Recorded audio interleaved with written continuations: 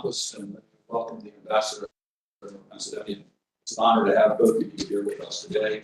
I want to congratulate our new chair of the Helsinki Commission. This is Congressman Wilson's first official hearing as the chair of our Helsinki Commission. I must tell you, I had the honor of chairing in the last Congress, and the cooperation and support I got from Congressman Wilson made it a very successful term. So I pledge to you total support. This is nonpartisan, bipartisan support for the work of the Helsinki Commission. And I'm joined in that, of course, with my partner, Senator Wicker. Now, Senator Wicker is very active. He's the Vice President of the Parliamentary Assembly.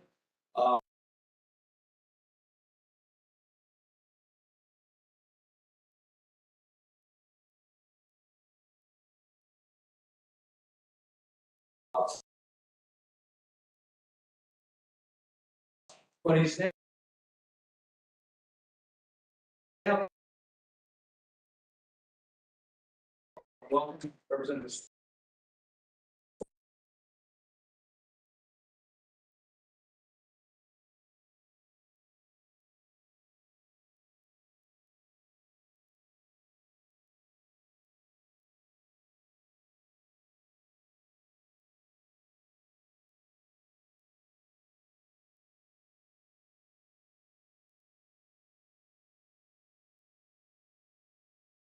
The Russian war of aggression in Ukraine, show our total support for the Ukrainians defending themselves through the help of the OSCE, as well as through our member states. I say that having just returned from Vienna, meeting of the OSCE Parliamentary Assembly, we were able to maintain total unity among the OSCE states. I want to thank Senator Wicker. He helped draft a declaration that was adopted. As you know, we have a consensus -1 also on our actions. We got it done through a magic wand, but it was clearly a statement of the Commission. It was approved by the Bureau, which did not have a Russian representative, so we didn't get that done. But it isolated Russia, because they're the aggressor, and they need to end this war. And it has to end with the sovereignty of Ukraine being protected, and the Russians being held accountable for their war crimes and damages that they caused. So to me, that's going to be your greatest challenge. That you're in office and we pledge to work with you. I want to mention one other issue before the open floor. I am the special representative for anti-Semitism, racism, and intolerance in the Parliamentary Assembly. And I just urge you to continue your focus. We thank you for the meeting that you held. I participated in that meeting, and I appreciate it very much. As you may be aware, found of anti-Semitic activity in the United States seen a sharp increase, largest number of instances in our history. And so we have this challenge that has been certainly fueled in part by Mr. Putin, claiming that his war in Ukraine is to denazify Ukraine, even though, as we know, the president is Jewish. So we have these challenges, and we're going to continue to work with you on all these issues. So thank you for your leadership. I apologize to you personally before the hearing. I have to attend.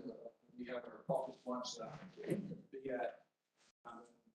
Excuse myself, but then I can give Senator Wicker the prime spot that he deserves. Well, I'm very comfortable here, but Mr. Chair, let me say, if I might, this is a culmination of a lot of effort, and I just want to congratulate North Macedonia on its full entry into our community.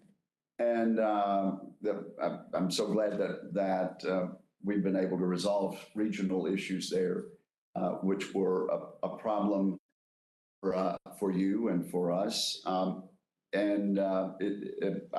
wish you the very best, Mr. Foreign Minister, as from ally to ally in this year, and as chair in office, and Mr. Ambassador, it's wonderful to have you here. I do appreciate the remarks of chairman and our co-chairman. And indeed, we are shoulder to shoulder on a bipartisan basis when it comes to the principles of the OSCE and enforcing them and shining light on some of the challenges we have. The most serious of which, of course, is Vladimir Putin's illegal and unjustified invasion of Ukraine. It matters to our friends in North Macedonia. It matters to citizens of the United States of America. It matters to every member of the OSCE. And I would note that when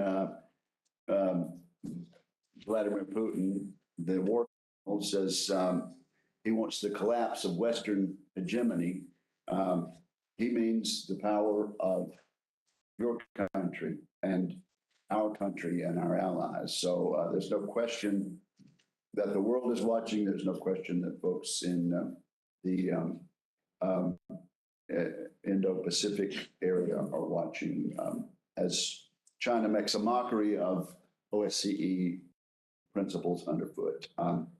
And we intend to work with you, Mr. Chair. Other issues will be secondary, but as Senator Cardin mentioned, they're important too. Anti-Semitism, religious freedom, government corruption, free press, the continued problem in Europe of human trafficking. So let me just say thank you so much. As an elected vice president of the OSCE Parliamentary Assembly, I am quite mindful of the prominence that our pronouncements and statements receive in Europe. And I want to thank you for taking on this task for the coming year. Thank you so much, Jim. Thank you very much, Senator, and Councilor Sparks. I'd like to make a opening comment. Well, thank you so much. Nice to all the VIP. But it is my honor to represent the great country, and it is my privilege to be here too, but it's also very much honor to represent our country such a challenging time for global security. So I look forward to bringing my personal and professional experiences to ensure that we bring peace and stability back to Europe and it's for international affairs. It's very important. What is happening there is unacceptable, and the cost of human life is so much. So I appreciate your support, bipartisan support, bicameral support, so many countries. So, and I appreciate it on behalf of the American people and also on behalf of this country. Thank you very much, Senator Blumenthal. Yeah, thank you, Mr. Chairman. Like Senator Cardin, I have another obligation, but I just want to say it is important to bring peace and stability to Europe and make sure that we preserve the rule of law and the world order against the sadly brutal murder attack, but also to hold accountable for crimes against humanity all who have committed them. And I have been working with the Ukrainian prosecutor. I've traveled to Ukraine 3 times over the roughly last year. And I've been working with a number of my colleagues, both sides of the aisle, to provide support for the prosecutor in Ukraine so as to make sure that there is accountability in a European tribunal for the ICC. So your work as the chairman of this organization will be very, very important, because that work as chairman of the OSCE, you can really play a very important role in ensuring accountability. And I thank you for all your work. Thank you very much, Senator. We are joined by a brand new freshman who has 20 years. Freshman Lincoln, all the way from New York. Thank you, Chairman. It's great to be here with you and my colleagues. Bipartisan, bicameral mission, which we are certainly at a point in history where I think this commission will play a pivotal role months, especially in dealing with this in Ukraine. As the chairman knows, my wife is from Moldova. Family still lives there, and so personal level, great interest in crisis there and making sure that it is brought to a swift resolution. Great concern that if Vladimir Putin is allowed to succeed in Ukraine, we will not stop. I think the Ukrainian people deserve our support. The Ukrainian government deserves our support. So we're going to be dealing with a lot of work. I'm honored to be part of this mission, but also to be a member of the Foreign Affairs Committee, House, to work in tandem with you on these important issues. So I look forward to it. Thank you for your leadership and stepping forward at such a pivotal time. Yes, indeed. Thank you very much, Congressman. What an indication of the appreciation we have of Central and Eastern Europe with the people serving in Congress. With this, Prime Minister, we're very happy to hear your presentation and Chairman in office, who's our husband. Thank you so much, Mr. Chair. Thank you. Congratulations.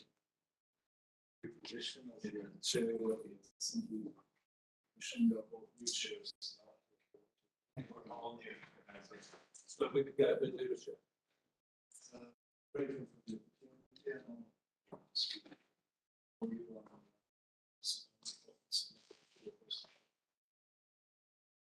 so in a time of war,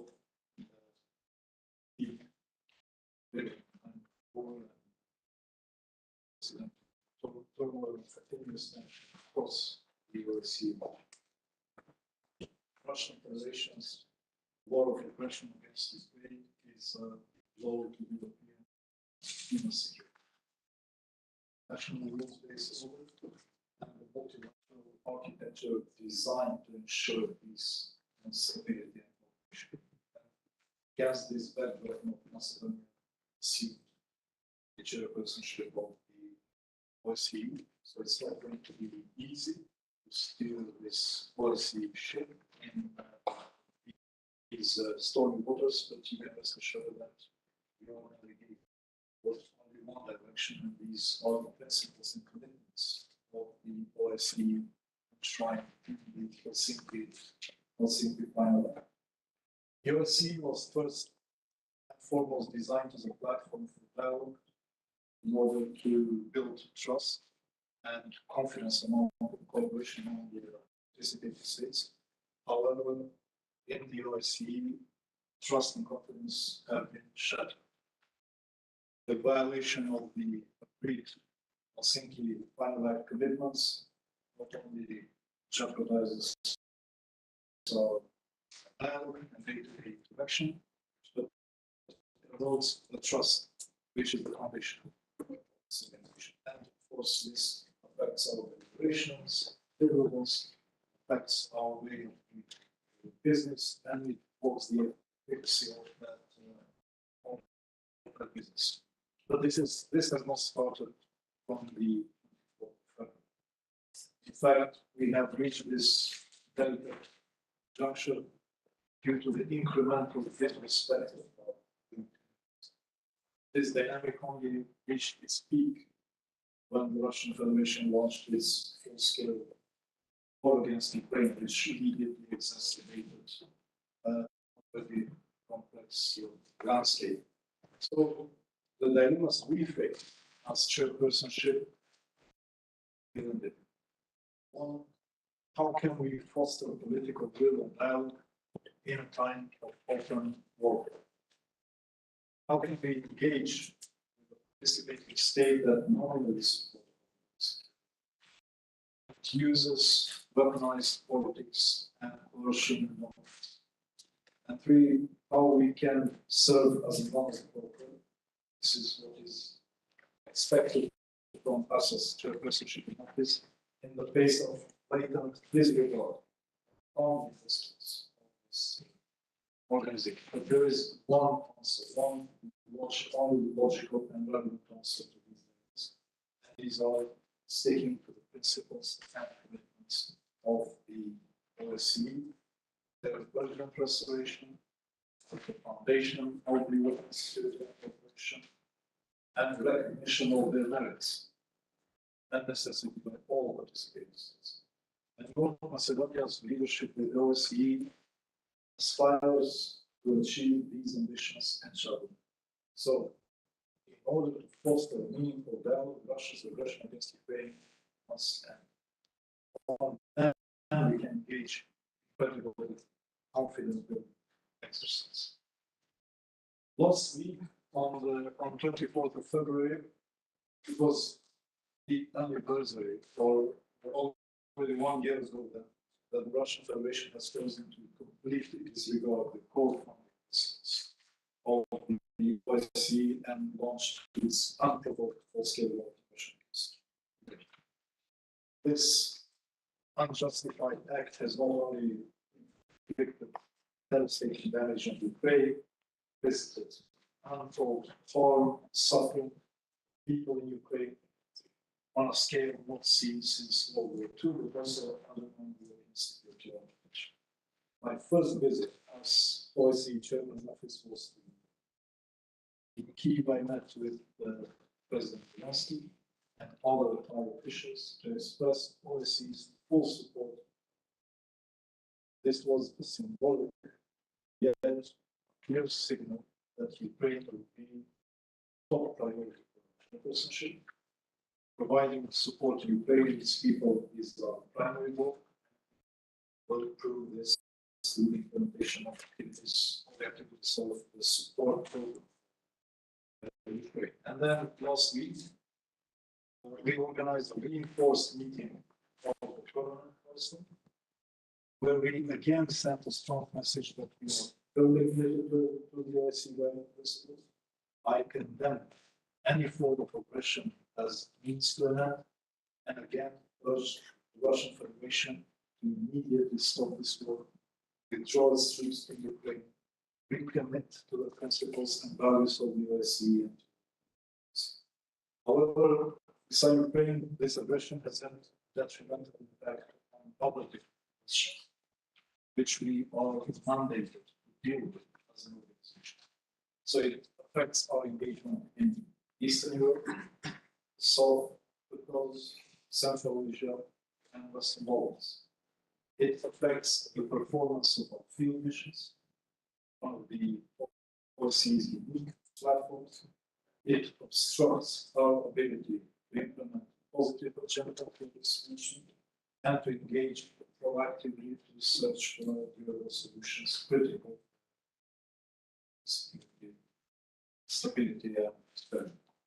2 weeks ago, since Congressman mentioned Moldova, I visited Moldova and I met the leadership of the country and stakeholders on both banks of the history. The OSCE is fully aware of the challenges that Moldova faces, particularly as the war is raging in Ukraine. Moldova still hosts a large number of refugees from Ukraine, and praising the efforts of the whole society, I witnessed firsthand the incredible work of many young volunteers providing essential support to them. We are focused particularly on the Transnistrian settlement process. I underline that this vital process is a priority for our shared relationship. Though the +5+2 format is on hold, we urge continuation of the meetings of the chief negotiators of the so-called 1+1 format groups in order to sustain efforts. Even I offer to facilitate the dialogue and organize a conference in respective format in Skopje to expand the space for positive dynamic. In the South Caucasus, with protracted conflict and periodical incidents along the borders of different parties remain serious concern. Negative developments along the Latin corridor also demonstrated the fragility of risk escalating at any given moment. Georgia appears high acknowledging the security situation along the administrative boundary lines in general, all the potential for escalation remains. Russia is the state of Central Asia. Domestic fragilities are being exacerbated. Different triggers and influences create increased tension in southeastern Europe. We should find a way to address outstanding issues across the region to preserve stability and boost predictability. And as a NATO member states, Macedonia, and inclusive functional multi-ethnic democracy, we contribute to this regional stability, combating corruption, promoting good governance, all lists of priorities for the region, and it is a common ill that endangers democratic and social growth. And we are working to reinvigorate the anti-corruption agenda as a key social and civil trust, and it's a prerequisite for conflict. The Commissioner sits truly a sad story that 50 years after the signing of the Helsinki Compact, we lack the occasion to celebrate this milestone. The pillars in our organizations, the organization are critically undermined. Its very core, everything that the OSCE stands for has been belittled and challenged.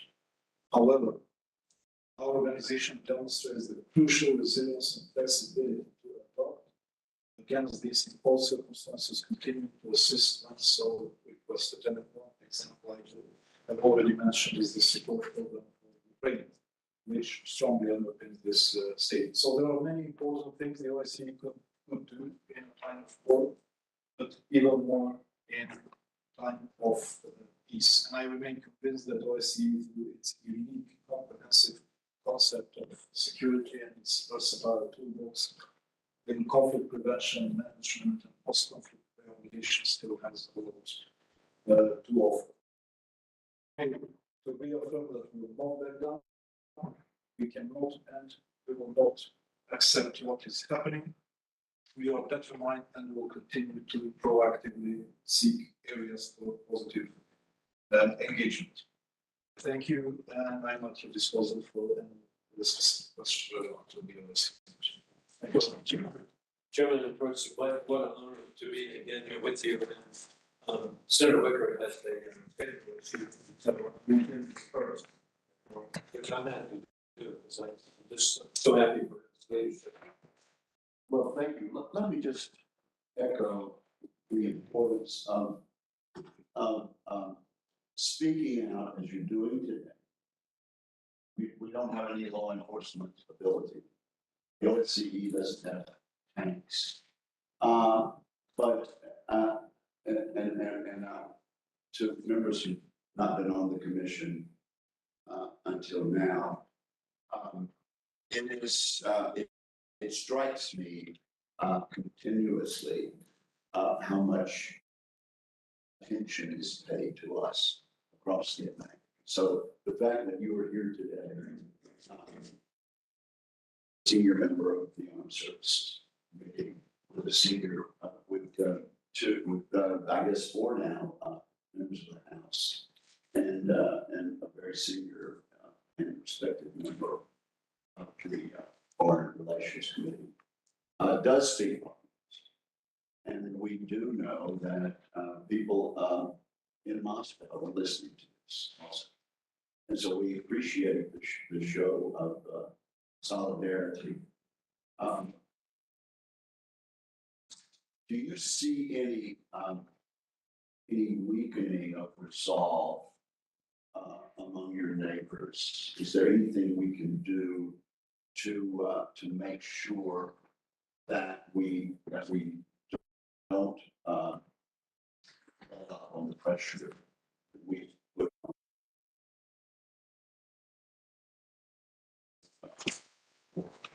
now? Well, first of all, I thank you for the support indeed. I was asked whether, as chairman of this, I will try to be an state among all the states. I answer is simple. cannot be expecting and reaching principles of the very foundation of the organization. So we have named the aggressor, we have dumped the aggressor, and we asked to stop this aggression and to read it. I suppose that we have all voluntarily unanimity committed as participating states when we created this organization. As you said, we don't have, but we do have a unique toolbox, expertise, all cycles of conflicts. We can employ this expertise to help people on the ground. And as you have noticed, the motto of our chairpersonship of Macedonia's chairpersonship is it's about people. It's important to emphasize the role of the OSCE. There is a perceived distance between what's happening in Vienna and what OSCE is doing with its operations on the ground. And I have been visiting the field missions since the first day of my chairpersonship, starting from Skopje. By the way, Skopje has the first field missions ever opened since Western Balkans sort of provide this regional impetus for the OSCE to create its field operation. I visited us in Moldova, I was in Kiev, and it's really impressive what OSCE is doing on the ground for the benefits of. Therefore, it is important that we sustain this organization in these stormy times. I don't think we can influence the outcome of the war. Surely we can alleviate the suffering of the people. We don't want President at the moment in Ukraine because Russia has used its veto power to block our presence. But we have found a way to show resilience by introducing extra budget funded initiative. Go back to the sport. I appointed myself a special representative for sort of serve as a temporary head of mission until we find a way how to establish ourselves in Ukraine. So it's important, as I said, that we have this support in the Helsinki Commission from the United States in these difficult times for the organization, and have predicted its demise because of the blockage, reinforced blockage in the OSCE. But regardless of how the war in Ukraine is going to preserve the organization, because for the sake of its work it's doing now, and for its future role, and if the war will stop. Thank you very much, Senator. And indeed, to me, it's a dream come true to be here with you. And so, Mr. Minister, Chairman in person, and Ambassador, in high school, I was active in political organizations with the political theory of why not victory, meaning victory over totalitarianism and freedom and liberty for the people of Central and Eastern Europe. And so, and now you get to see you are here, but then we have the extraordinary example of Congressman Sparks from Ukraine, now serving in Congress, and Congressman Hall, wife from Moldova, my daughter-in-law, Polish American. Hey, it's really a remarkable time. That's why I'm still an optimist. And we've gone from a conflict, actually, with a totalitarian ideology to now, it's my concern that we're in a worldwide competition globally. Like we have democracies with rule of law being opposed by authoritarians with rule of gun. So people need to make a choice, but I'm just hopeful that they will. And we see the resolve of the people of Ukraine. And how inspiring that is. And also, I think it gives, it's a deterrence to the Chinese Communist Party with the conquest of Taiwan. It's a deterrence to Tehran, who somehow visualize the vaporization of people of Israel and by building ICBMs to attack the United States. And so it's so important, I believe, with OSCE success and support, that the authoritarians see the victory of Ukraine as an indication that they should not proceed. With that in mind, President Sparks is going to go first because she's going to go above. You've never seen someone run so fast, and she. And so I believe she's going to go vote, and then I'm going to go vote, and then come back. And so this is. I'm confident it's just in every parliamentary system. There's always competing meetings, and but bottom line, Councilman Sparks. Thank you so much. And as Senator mentioned that, the OSCE doesn't have tanks, but a lot of member states do have a lot of them. So that's important, But I wanted to ask you something. I'm new to this, also to this commission. And you're also a new chairman in office. So sometimes it's good as someone new to assess. So what I would like to see how we can make, because a lot of, I've been legislative for some time, we do different resolutions, proclamations, different things, but how can we have an action plan from your perspective? How we can be helpful to your action plan that we actually will have, a better mechanism, in Europe and around the world that we can restore peace in all countries, aggressors, economies. I don't know if you thought about it, but maybe you can share with us on some things that we could be helpful. Thank you for the question. I can't talk my capacity as chairman of this of the OSCE.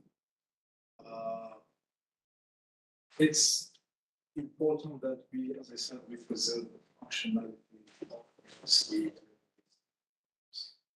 because of its unique expertise and the capacities that the OSCE has developed throughout the years. We don't have a mandate on the issues of accountability. We do have mechanisms to assist our international organization in enforcing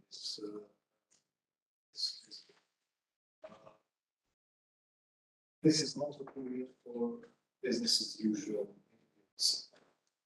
The OSCE's consensus-based organization, all the decisions are made by consensus, which means that all 57 participating states should approve any decision of the OSCE. And at the moment, we are seeing, as I said, reinforced blockages throughout the OSCE process, which is affecting the deliverables of the organization. There are some critical decisions that are coming this year that we want to do without consensus. The OSCE might face, might jeopardize its core function. Therefore, I think during these unprecedented times, the role of our chairperson is to sustain the organization, to maintain its functionality, get it ready for its particular role, so that just peace will be restored to use the employees' instruments to help people. Any particular priorities you have as a new chairman? Or? Well, the motto of our chairpersonship is "It's about me." So our focus will be on the field operations of the organization and the benefits people have from the work of Ukraine is our key security priority, is the overarching priority of our chairpersonship, but certainly we will not lose focus on other protracted conflicts, since also there is a potential there as well. This going to have an effect in exacerbating those conflicts. But other problematic activities of the OSCE, which are the human dimension, concept of policy. How policy is comprehensive concept of security, its economic and environmental dimension. I think we will try to proceed with this situation. Thank you, Dr. Real good now procedures. Thank you, Madam Sel. And, again, I have to tell you, it's so inspiring for you. And, to happy for you, whether they call minister or some investor, again, it's just, it comes through to me, your presence, and it's so important. And hey, to see women really get this recognition throughout the world. So congratulations. And you're right, so many situations with the challenges that we have in the West Balkans, the challenges of the Balkans, the challenge of the countries of Central Asia. And then the overall Ukraine threat from to the Baltic republics, to Poland, to Romania, to Moldova, Georgia. With all of that, a perspective that I would like from you is back to the West Balkans. What can we do to continue the level of stability that has been achieved, and what can we do to promote more? Sure, Western Balkans. It's coming up with us 2-3 years from the region, stuck in war trenches, and attempts to build a combination market. This is the huge progress that the region has achieved. Certainly, there are the vulnerabilities that are stemming from the open files. Files like consider Bosnia and Herzegovina, its difficulties in the state, the open issue between Kosovo and Serbia. Fortunately, yesterday there was financial progress that we commend, but also the slow pace of the European consolidation of the region has created frustration of citizens that does build fertile ground for different in the region. So it's important this region continue its reconciliation, its reforms, and European integration, with that strengthening its democratic resilience, democratic institutions, and certainly was its 6 field operations in the Western Balkan countries can be.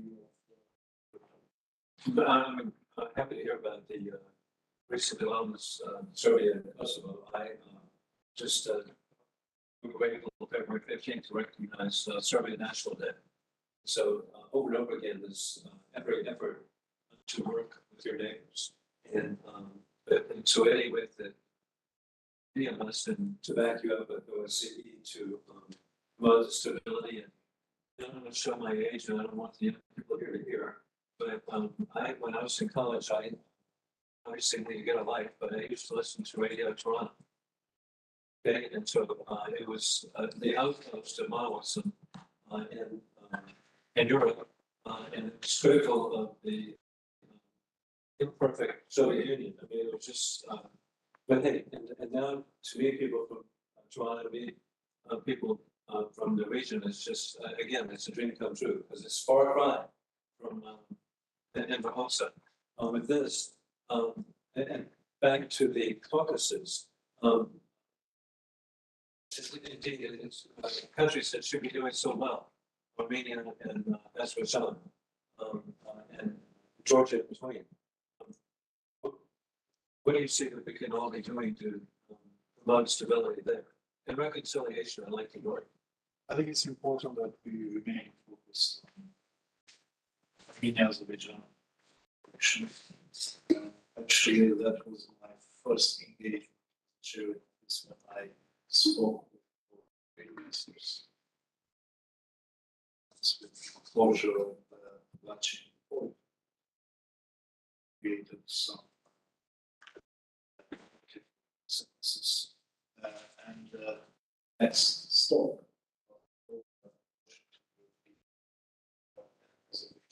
Try to encourage confidence building between both countries. So it is trying our agenda to keep our focus. Well, that's encouraging, and indeed, to me, a country that's come to life, excuse me, a region, is Central Asia. Sands, with the mineral wealth they have, with the agricultural wealth they have, with how promising that is, and then I've got a problem, I need to run to a vote. And so, but thank goodness we have Victoria Sparks. So I shall. You're in trouble. And she's gonna memorize everything that you say, but I'll be back as soon as I vote. If we get 2 votes. Yes, yes.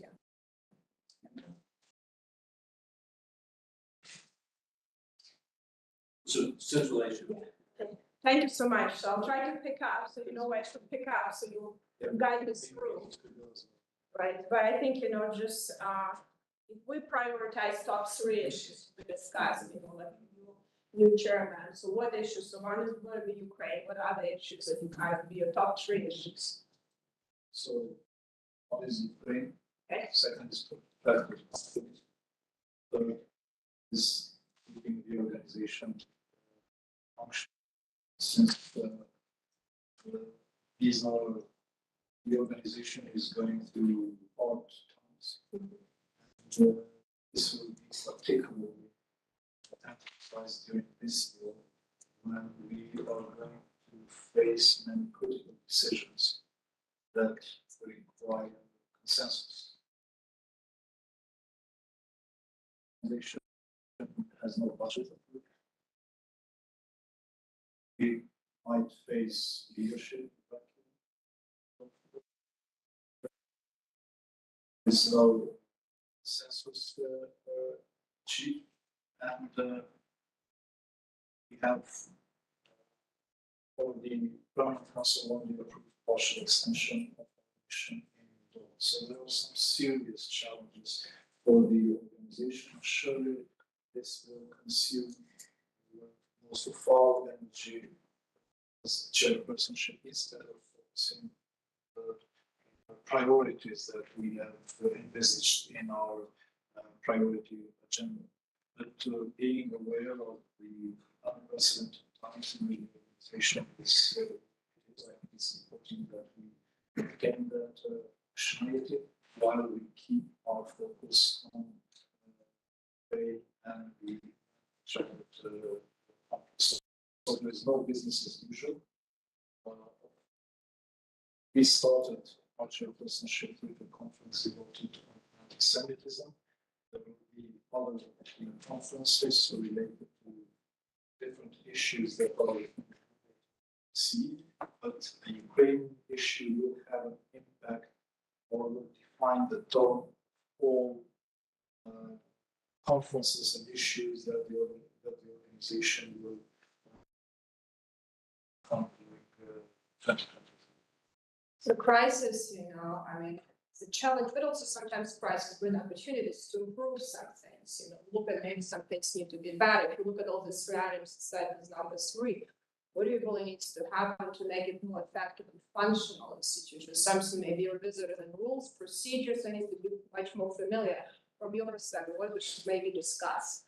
Well, as chairpersonship, we are just bringing it up. We're just trying to bring together 56 participating states. It's all about their will to engage. It's about their will to compromise, to maintain its dialogue and reach common ground on different issues. We will certainly provide the platform for this dialogue, for this communication. But in the end, it's all up to the participating states and their commitment to support the work of the organization. Support 1.3 billion people, which are represented with the organization. Okay, what about protracted conflicts? Any specific things you believe that could be done better to, to deal with some of these situations? But the conflicts have their own specifics. We have the challenge of having the partial extension of the mandate of the field operation of PLC, which has happened for the first time that we exclude what happened in Ukraine. So there is a predictability about the work of the OSCE, which is so important, instrumental throughout the years to maintain peace and stability in Moldova, and to continue the process of communication, dialogue, and negotiations within the Transnistria process. We have the Western Balkans with some specific needs, Central Asia as well, as China. And so it's important that we cast the backdrop of the way where the potential for escalation in these Latin and protracted conflicts is high, maintaining our focus on our instruments in order to mitigate tension. So in what sense you need to be maybe, underutilized, which instruments you believe could be utilized maybe more effectively in this conflict in Ukraine, any sort of field operations to be improved? I spend my life making improvement in the real world, which is not political world, and there is such a lack of strategic thinking in the political world and the commitment to results. So sometimes, that's why I created all this conflicts, because no one has really strong leadership to actually get done something and results delivered. So in a lot of institutions do a lot of talk. I'll be honest with you, I don't even go to a lot of fidels anymore. A lot of meetings, morning until night, and dinners. And as a result, people leave and we have another meeting. And we have some serious situation around the world. So how maybe we can look, and I just wrote it to you, I can answer right now, how we can make more effectiveness of a lot of institutions, because a lot of institutions enter resolution, TV speeches, and people are dying. We have serious conflicts around the world, and really the situation is not going in the right direction in global security in general. So I wanted to get, you don't have to answer now, but maybe just think through stuff. What could be maybe improving some mechanism and operation, maybe communication, maybe better communicate and educate, because there are some people, small group of people involved in these issues, even included in Congress, but a lot of people are not very familiar and deep inside of these conflicts and countries. So I mean, most people didn't know there was a difference between Ukraine and Russia, I'll be honest with you, until recently. So I think even in my country, so I know there is some communication could be there or other things that if you can think and you don't have to answer now, I think, and see how we can be helpful, from my side commit to maybe help in that too. We have developed and prepared a very comprehensive, forward-looking agenda for our chairpersonship. That was before 24th of February happened. So, as I said, and I am repeating myself, this is not a year for business as usual for the OSCE.